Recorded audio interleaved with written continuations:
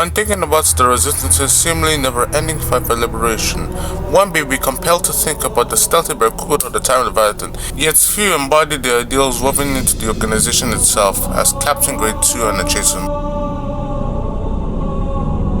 Born somewhere between the 2000s and 2020s, little is known about her early life before she dedicated herself to the cause in the 2030s. Due to immense talent at organizing rebel movements, communication, creativity, and quick thinking, amongst others, she would find a place for herself in resistance intelligence under the pristine rank of Captain Grade 2, permanently engraved on her signature hooded shirt. She would go on to make many major contacts within intelligence that have helped her in the resistance along her career. By the onset of global conflict in 2038, Hannah would gather intelligence about the Confederation's developments in military technology. This allowed the resistance to make much-needed adjustments to the modernization programs and match the strides made by the peacekeeping corps. Her efforts would eventually be recognized by General Jose Monteros and High Command itself. At the beginning of 2040, Resistance Command would assign her to a young and promising field commander as a liaison.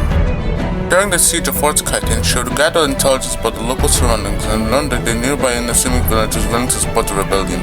She managed to turn the commander's sights to liberating the village from Confederate control, which ultimately spelled the end for Fort Chasen. From that moment, both of their fates would become forever intertwined, and she would continue to conduct missions in this capacity. One of the most memorable escapades is when the Confederation Army completed the landing on the San Luisan coast and had enough resources to easily do away with the nearby rebel base. In that moment, the illustrious Commander Raul Cortez would order her to take an assortment of the final soldiers available and sabotage the incoming transport before it could be received by the Confederation. As the transport arrived, a firing inferno would engulf the base. Dizzied and crippled, the Confederation's detachment was no match for the resistance forces who had just finished recapturing the port's supply facilities. She used her connection to the resistance intelligence to learn about the Confederation Military Academy's training programs that were initiated after the proving conflict and then proceeded to report her findings, thus marking a change in doctrine to focus on eliminating Confederation personnel instead of equipment or fortification. The resistance would conduct a sortie on a major base for the Confederation located in Brazil. Chasen convinced the locals of the nearby village to show them a detour around the base's robust defenses, which allowed the Grenadier Squad alongside locals to knock out the base's power grid. And that Chasen would also present the intel on the Confederation's new M17 Zeus tanks that were incredibly superior to their T-22 counterbox in every way imaginable during the battle for Cuba. Using her connection, she is able to schedule an aerial flight over the Mexican industrial complex that the resistance so desperately needed for the production of Jaguar tanks. Even in the Resistance's operations in the African continent, Chasen will continue to play a pivotal role in both direct action and information.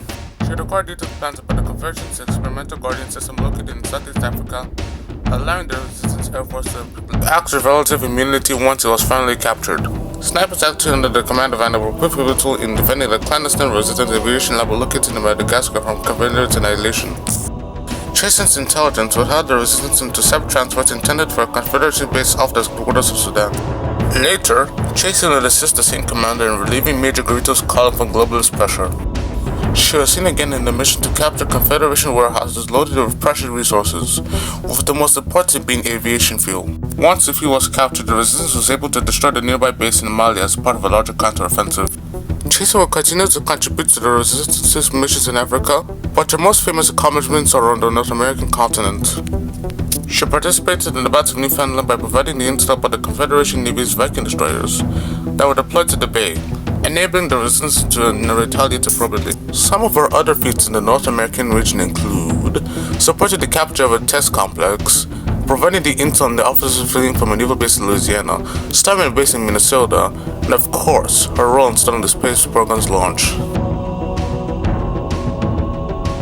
From the jungles of Brazil to the burning deserts of Sudan and the snowy plains of Canada, the Captain and the Chasen has done and seen it all. With a perfect mix of cunning, persistency, and an ardent devotion to the cause, she has made herself something of a living legend and has shown absolutely no signs of stopping. As always, while it's impossible to guess how the evolving global landscape may turn out, one thing remains clear: if you need a guy, Anna Chasen's your gal. I know, you know that I'm not telling the truth. I know, you know they just don't have any clue. It's the deception, learn how to bend your worst inhibitions, then psych you out in the end.